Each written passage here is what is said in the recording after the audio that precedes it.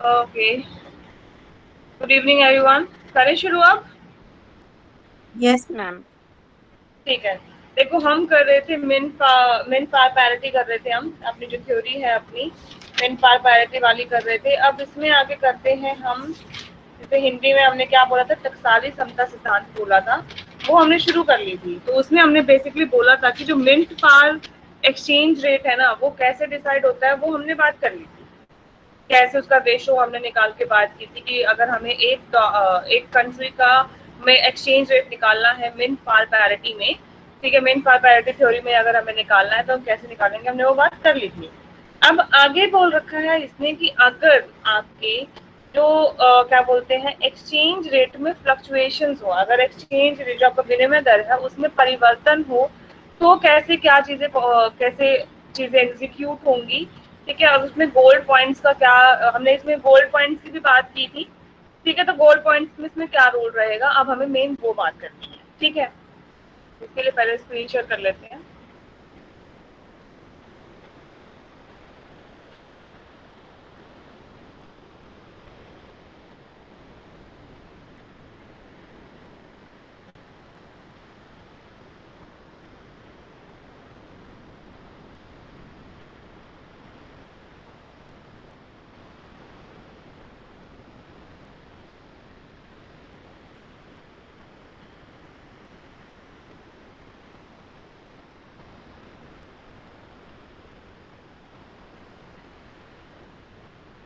देखो,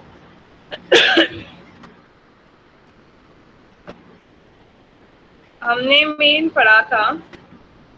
अब देखो, हमें क्या करना है कि फ्लक्चुएशंस अगर रेट ऑफ एक्सचेंज में हो जाए उस टाइम पे कैसे क्या चीजें। देखो, पहली सबसे पहली बात इसने बोला कि लॉन्ग रन में यानी कि दीर्घकाल में क्या होता है कि जो आपके एक्सचेंज रेट और जो आपका मिंट पार है यानी कि टकसाली समता है वो बराबर हो जाएंगे। अब देखो, जो आपकी जो डिमांड, अब देखो एक्सचेंज रेट है वो किस चीज से डिफाइन होगा, ऑब्वियसली बात है जहाँ पे डिमांड और सप्लाई। आप लोगों को मैंने पहले ही बताया था कि ये मिंट पार वाली चीज को साइड में रख देना। मिंट पार में तो आपको पता है कि कैसे डिसाइड होगा, लेकिन वैसे मैं बोल रही हूँ कि एक्सचेंज रेट कहाँ पे डिसाइड होता है। एक्सचेंज रेट वहीं पे डिसाइड होती है ना जहाँ पे डिमांड और सप्लाई आपस में बराबर हो जाए। फॉरेन एक्सचेंज की डिमांड और सप्लाई जहाँ पे बराबर हो जाती है वहां पे आपका एक्सचेंज रेट डिसाइड हो जाता है ना। ये बात यस। की हुई है ना कि एक्सचेंज रेट कहाँ डिसाइड होता है, एक्सचेंज रेट वहां डिसाइड होता है जहाँ पे आपकी डिमांड और सप्लाई आपस में बराबर होती है, वहां पे आपकी एक्सचेंज रेट आपका फिक्स हो जाता है। ठीक है, अब एक्सचेंज रेट में फ्लक्चुएशंस का क्या मतलब है, अगर मैं कहूँ कि आपकी जो विनिमय दर है उसमें परिवर्तन हो रहा है, इसका क्या मतलब है। इसका मतलब यही है कि जो एक्सचेंज रेट को डिसाइड करने वाले जो फैक्टर्स हैं उनमें कुछ चेंज आ रहा है, यानी कि आपका जो डिमांड और सप्लाई है उसमें कुछ फ्लक्चुएशंस आ रही हैं। यही मतलब होगा। अगर मैं कहूँ कि रेट ऑफ एक्सचेंज में फ्लक्चुएशंस हैं, इसका मतलब यही है कि जो एक्सचेंज रेट को जो फैक्टर्स डिसाइड कर रहे हैं उनमें कुछ चेंजेस आ रहे हैं। ठीक है, इसका मतलब आपका अगर आपके डिमांड और सप्लाई में कुछ चेंज होगा, दैट मीन्स आपकी एक्सचेंज रेट में कुछ ना कुछ चेंजेस आएंगे, फ्लक्चुएशंस आएंगी। अब बात आती है कि ये फ्लक्चुएशंस कितने लिमिट में आएंगे। मतलब अब ये थोड़ी ना है कि लिमिटलेस है फ्लक्चुएशन, ये जो परिवर्तन हो रहे हैं उनकी कोई लिमिट ही नहीं है, उनकी कोई सीमा ही नहीं है। ऑब्वियसली बात है, कोई सीमा तो पाएगी ना, कोई लिमिट तो कोई इसका उनके पॉइंट्स तो पाएंगे ना कि इससे ज्यादा नहीं आप वो चेंज हो सकती। तो वो चेंज कैसे होगी, वो चेंज हो मतलब सॉरी जो वो डिसाइड कैसी होगी कि फ्लक्चुएशंस कितना होगा, वो होगा आपका गोल्ड पॉइंट से डिसाइड, जिसको स्वर्ण बिंदु बोला। देखो लिखा हुआ है, rate of exchange can rise और fall up to a limit. कि रेट ऑफ एक्सचेंज राइज भी कर सकती है यानी कि बढ़ भी सकती है और गिर भी सकती है, लेकिन एक लिमिट तक बढ़ सकती है और एक लिमिट तक ही वो घट सकती है, जिसको आपने गोल्ड पॉइंट बोला, जिसको आपने स्वर्ण बिंदु बोला। अब बात आती है कि ये जो गोल्ड पॉइंट है ना, ये मिंट पार में बेसिकली क्या होंगे क्या नहीं होंगे। तो ये गोल्ड पॉइंट वो मैक्सिमम यानी कि वो अधिकतम और मिनिमम यानी कि न्यूनतम पॉइंट्स होते हैं जिसमें आपकी ये जो मिंट पार एक्सचेंज है यानी कि जो आपकी टकसाली समता दर है ना वो परिवर्तन कर सकती है यानी कि फ्लक्चुएट हो सकती है। ये दो मैक्सिमम और आपके मिनिमम पॉइंट होते हैं। ठीक है। जो मैक्सिमम पॉइंट होगा उसको आप अपर गोल्ड पॉइंट बोलोगे, यानी कि ऊपर वाला स्वर्ण बिंदु बोलोगे, और लोअर गोल्ड पॉइंट को आप कौन सा होगा, लोअर पॉइंट गोल्ड पॉइंट कौन सा होगा, जो मिनिमम पॉइंट होगा आपका। ठीक है। अब ये अपर गोल्ड पॉइंट और ये लोअर गोल्ड पॉइंट, यानी कि ये ऊपर वाला स्वर्ण बिंदु, नीचे वाला स्वर्ण बिंदु, ये कैसे डिसाइड होंगे? तो देखो, अभी आपने जब मिंट पार पैरिटी वाले का जो आपने फर्स्ट अपने भाग पढ़ा था, उसमें आप लोगों ने बताया था कि जब अगर आप क्या कर रहे थे, एक्सपोर्ट कर रहे थे गोल्ड का, तो उस एक्सपोर्ट करने में आपको कुछ खर्चा लगा था ना, उस गोल्ड को शिपिंग करने में आपने खर्चा लगाया था कुछ। तो अपर गोल्ड पॉइंट और लोअर गोल्ड पॉइंट कैसे डिसाइड होंगे? ये डिसाइड होंगे कि आपकी, जब आप गोल्ड को एक्सपोर्ट करते हो या इंपोर्ट करते हो, तो उस टाइम पे क्या खर्चा जो लग रहा था, यानी कि जो कॉस्ट थी गोल्ड को शिपिंग करने की, उनको अगर आप अपनी मिंट पार में ऐड कर देते हो तो आपको अपर गोल्ड पॉइंट मिलता है, और अगर माइनस कर दोगे तो आपको लोअर गोल्ड पॉइंट मिलेगा। यानी कि आप लोगों ने देखो, एग्जाम्पल से देखते हैं, हमने पिछले पढ़ा भी था कि आपने एग्जाम्पल लिया था इंग्लैंड का और अमेरिका का। ठीक है। हमने उस टाइम पे ये बता दिया था कि भाई 1 पाउंड है ना, वो अमेरिका के $4.866 के बराबर है। बताया था ना उस टाइम पे हमने, देखो ये यहाँ पे आया था, ये आया था ना यहाँ से, कि एक जो पाउंड था ना, 1 पाउंड कितने के बराबर था? अमेरिकन डॉलर 4.866 के बराबर था। ठीक है। अब इस 866 में मैं अगर ये कह रही हूँ कि मेरे पास 0.02 सेंट, ठीक है, अगर मैं इतना, मेरे को शिपिंग का चार्ज लग रहा था, इतना मेरे को उसको एक्सपोर्ट या इंपोर्ट करने में खर्चा लग रहा था, तो जब मैं मिंट पार की जो एक्सचेंज रेट है, यानी कि जो कि क्या कितनी है आपकी, 1 पाउंड इक्वल्स टू 4.866 जो डॉलर थी, उसमें अगर ये आपकी कॉस्ट को मैं ऐड कर देती हूँ तो आपके पास निकल के आएगा अपर गोल्ड पॉइंट, और अगर मैं माइनस कर देती हूँ तो आपके पास आएगा लोअर गोल्ड पॉइंट। इतनी बात समझ में आई कि अपर गोल्ड पॉइंट और लोअर गोल्ड पॉइंट कैसे निकालोगे? मिंट पार में यस मैम। जब आप कॉस्ट ऑफ शिपिंग को ऐड कर दोगे, ठीक है, तो आपका अपर गोल्ड पॉइंट आ जाएगा, यानी कि ऊपर वाला स्वर्ण बिंदु आ जाएगा। अगर माइनस कर दोगे तो आपके पास लोअर गोल्ड पॉइंट आ जाएगा, यानी कि नीचे वाला स्वर्ण बिंदु आ जाएगा। अब बात आती है कि आपकी रेट ऑफ एक्सचेंज किसके बराबर होगी? अपर गोल्ड पॉइंट के बराबर होगी या लोअर गोल्ड पॉइंट के बराबर होगी? तो ये आप बताओगे कि जो भी 2 कंट्रीज आप लेके चल रहे हो ना, कौन सी कंट्री का बैलेंस ऑफ पेमेंट फेवरेबल है या फिर अनफेवरेबल है। ठीक है। मतलब सपोज करो, अगर मैं कह दूं कि जो बैलेंस ऑफ पेमेंट है ना अमेरिका और इंग्लैंड के बीच में, उसमें अमेरिका के लिए अनफेवरेबल है। अमेरिका के अनफेवरेबल होने का मतलब क्या है? देखो, बैलेंस ऑफ पेमेंट जो होती है ना, आप लोगों को मैंने पहले भी बताया था कैसे डिसाइड करते हैं आपके बैलेंस ऑफ पेमेंट होता क्या है कि आपके खर्चे और आपके जो क्या बोलते हैं, रिसिप्ट, यानी कि जो आपने कह सकते हैं आपके जो रिवेन्यू होती है, जो आपकी एक तरीके से कह सकते हो कमाई होती है, उसका एक अकाउंट होता है, मोटा मोटी बातों में समझो तो। ठीक है। तो अगर मैं ये कह रही हूँ कि आपका बैलेंस ऑफ पेमेंट, यानी कि आपका इन द सेंस, यहाँ पे आप अपने आप को अमेरिका समझ के चलो कि अमेरिका का बैलेंस ऑफ पेमेंट अनफेवरेबल है। अनफेवरेबल होने का मतलब क्या? कि उसके खर्चे ज्यादा है। अनफेवरेबल होने का मतलब, अब देखो एक बात बताओ, 2 चीज है। एक तो बैलेंस ऑफ पेमेंट जो है आपका, अब देखो मैंने क्या बोला कि बैलेंस ऑफ पेमेंट क्या होती है आपकी, कि आपके खर्चे और आपकी जो रिवेन्यू होती है वो चीज बताती है। अब मैं कह रही हूँ कि वो आपके लिए अनफेवर में है, यानी कि वो आपके लिए क्या है, प्रतिकूल बोलेंगे ना अनफेवर को। ठीक है। आपके लिए वो प्रतिकूल है। प्रतिकूल कभी होगा? जब आपके खर्चे ज्यादा होंगे या फिर जब आपके क्या बोलते हैं, जब आपकी कमाई ज्यादा हो, आपके मैम रिसिप्ट खर्चे ज्यादा होंगे। खर्चे ज्यादा होंगे मैम। अगर मैं ये कह रही हूँ कि अमेरिका का बैलेंस ऑफ पेमेंट अनफेवरेबल है, इसका मतलब क्या है कि उसके खर्चे ज्यादा है ना। खर्चे ज्यादा यानी कि उसको, अब यहाँ से आप देखो, इस दिमाग में ये चला के चलो कि इसको ना डोमेस्टिक वो मत लेना, घरेलू मार्केट में मत सोचना, क्योंकि हम एक्सचेंज रेट की बात कर रहे हैं। ठीक है। तो अगर मैं कह रही हूँ कि अमेरिका का बैलेंस ऑफ पेमेंट अनफेवरेबल है, तो उस टाइम पे अमेरिका को पाउंड की ज्यादा जरूरत पड़ेगी। Yes ma'am. अगर ज्यादा है दैट मीन्स वो पाउंड की ज्यादा डिमांड करेगा, क्योंकि उसको पेमेंट करनी है ना। तो डिमांड किसकी बढ़ गई, पाउंड की बढ़ गई, किसमें, अमेरिका में। अमेरिका में पाउंड की डिमांड बढ़ गई। अब अगर बात बताओ, अमेरिका में पाउंड की डिमांड बढ़ेगी, यानी कि पाउंड महंगा हो रहा है, ठीक है, पाउंड महंगा हो रहा है किसके टर्म्स में, डॉलर के टर्म्स में। यानी कि अब आपको क्या करना पड़ेगा कि जो एक पाउंड की कीमत हमने जो 4.866 पहले डिसाइड की थी, हो सकता है वो अब क्या हो जाए, आपकी 4.886 हो गई, बढ़ गई ना। पहले 4.866 थी, अब वो क्या हो गई, 4.886 हो गई। ठीक है, इतनी बात समझ में आई, पहले बताओ। Yes ma'am.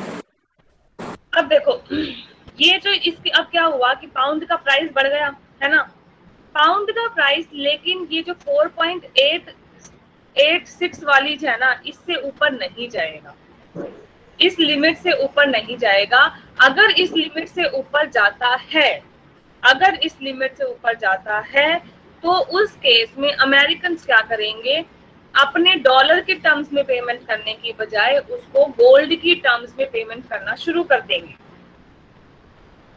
क्या बोला मैंने कि अगर इस लिमिट से ऊपर जाता है, क्योंकि देखो ये जो लिमिट आई ना, वो लिमिट कहाँ से आई, ये लिमिट आई थी आपकी यहाँ से, ये देखो यहाँ पे जब आपने ये अपर गोल्ड लिमिट डिसाइड किया ना, अपर गोल्ड पॉइंट डिसाइड किया था, तो ये वहां से आई है कि इससे ज्यादा आप, ये जो अपर गोल्ड पॉइंट है ना, इस अपर गोल्ड पॉइंट से ऊपर आपका प्राइस लेवल नहीं जा सकता, ये लिमिट आपने डिसाइड कर दी, ठीक है ना, कि इस लिमिट से ऊपर आपका नहीं जाएगा। अगर जाता है तो उस केस में अब क्या करोगे, उस केस में आप गोल्ड को एक्सपोर्ट करोगे, मतलब आप गोल्ड की पेमेंट करोगे, यानी कि खुद आपके लिए तो एक्सपोर्ट हो जाएंगे, ठीक है, इंग्लैंड के लिए इंपोर्ट हो जाएंगे वो, और आपके लिए एक्सपोर्ट हो जाएंगे, ठीक है। इतनी बात आई समझ में। क्या बोला मैंने कि अगर इस लिमिट से ज्यादा होता है तो उस केस में आप क्या करोगे, गोल्ड के टर्म्स में पेमेंट करना शुरू कर दोगे।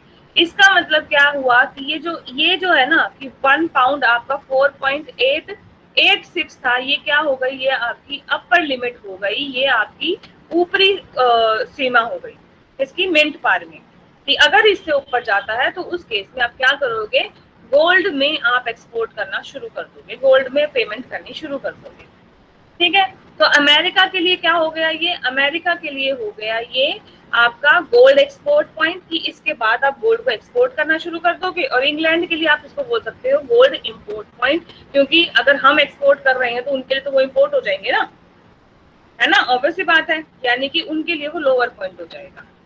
तो इसका मतलब अपर लिमिट कहाँ पे डिसाइड कर दी हमने, अपर लिमिट का मतलब क्या हुआ कि जो मिंट पार थी, मिंट पार कितनी थी, 4.866 थी, उस प्लस में उसमें क्या ऐड किया था हमने, जो उसके शिपिंग के चार्जेस थे वो, ठीक है। वहीं पे अब दूसरा देखो कि अगर बैलेंस ऑफ पेमेंट इंग्लैंड के अनफेवर में हो जाए, ठीक है, यानी कि इंग्लैंड के लिए प्रतिकूल हो जाए, उस केस में क्या करोगे,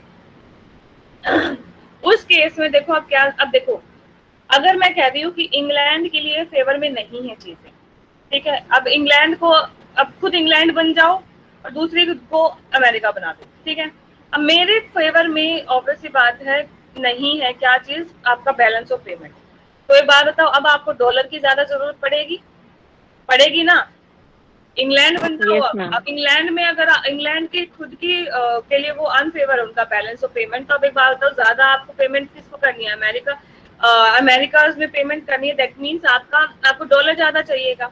अब डॉलर अगर ज्यादा चाहिएगा तो उस केस में क्या होगा, आपका जो पाउंड था वो घटेगा, उसकी प्राइस घटेगी, यानी कि जहां पे आप उसको पहले क्या कर रहे थे, पहले जहां आप एक पाउंड के बदले में 4.866 डॉलर दे रहे थे, अब क्या करोगे, उसमें से उनके शिपिंग प्राइस को घटा दो, आपके पास आ जाएगा जो नई अब एक्सचेंज रेट आएगी वो ये वाली आ जाएगी, और इसको आप बोलोगे लोअर गोल्ड पॉइंट, जब आपने माइनस कर दिया।